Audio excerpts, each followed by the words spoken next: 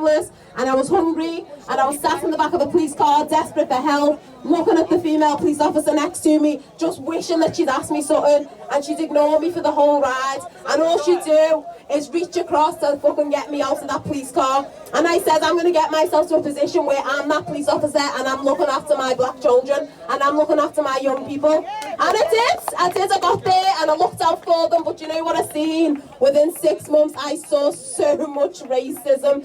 And you know, any black officer, I saw a few black officers as we were on our way here, no black officer cannot see the institutional and structural racism that is evident within the police force. I saw so much racism that it was reported as a hate crime against me by other white officers. What do you think happened to those white officers? Nothing. Fuck all, nothing. Nothing. Nothing happened. Because they know, and this is the question that comes up, oh my God, Chantell, if only they knew. If only they could see what we can all see. They can see it. They don't want to do anything about it. So we need to take to the streets. We need to get loud. We need to use our outdoor voice and make it so they cannot ignore us, because they will happily ignore us. I had someone saying to me the other day, you know, Jacob Blake, the second one in what? 10 weeks, the second one in 10 weeks that they've brutalised and near killed and shot 7 times in the back, and someone was like, oh my God, Chantell, if only they'd learn. And I was like, they are learning. They are learning that they can brutalise us and they can torture us and they can kneel on our necks and nobody cares, and they will keep their badges and they will keep their jobs and they will never face prison. How many live streams do we need to see of our black people being killed on the street and beaten down by officers? We cannot let that become the new norm. We need to challenge it. We cannot have Cressida Dick saying that institutionalised racism does not exist in the police force when we have the McPherson report, when we have the Lammy report. Don't tell me that. Don't tell me that, because it does, and we're not having it anymore. We're not going to listen. I'm not going to listen to your lies, because that is what you do when we talk about racism, when we open our souls and talk about the most traumatic incidents of our lives. What do they tell us to do? Sit down. Be quiet, black people.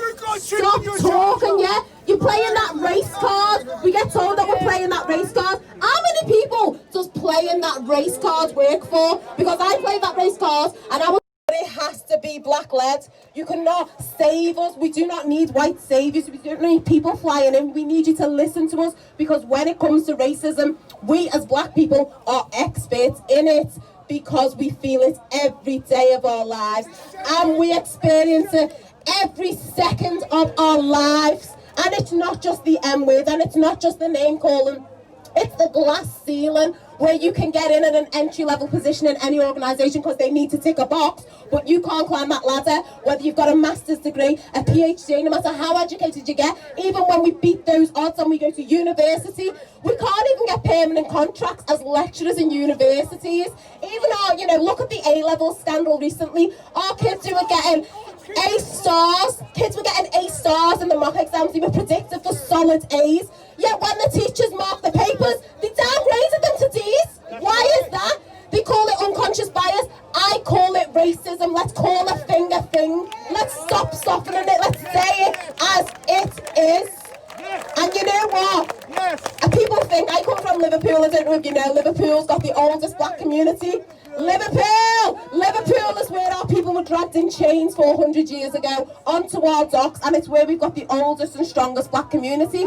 But Liverpool is also a place where a young lad called Anthony Walker had an axe put through his head 15 years ago. It's also a place where I don't live in the heart of the city with the strong black community. I live on the outskirts where I can count the number of black people on me left hand, Halewood.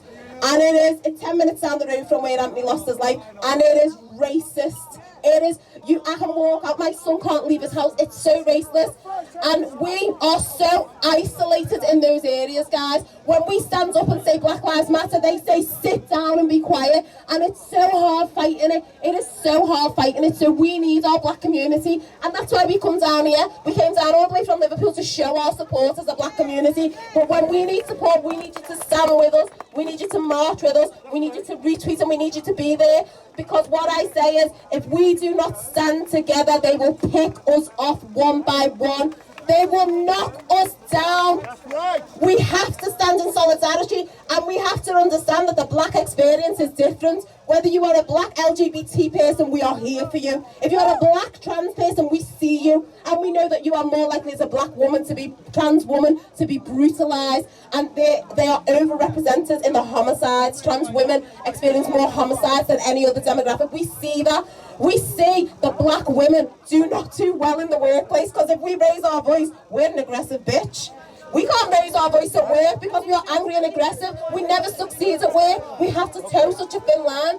Black people with disabilities, if you have autism and you're a black person and you can't understand the officer, you might not make it home. So we need to break down those experiences. We need to understand the black experience.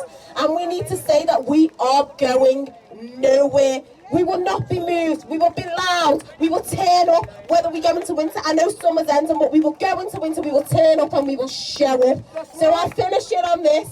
It's my little version on no justice, no police. We have to have no racist police at the end. Chant with me. No justice, no peace, no racist police. No justice, no peace, no racist police. Whose life matters? One life matter. Say it again. Say it with your chest. Thank you guys. I've been Chantell from Merseyside, BLM Alliance. No, she's getting it.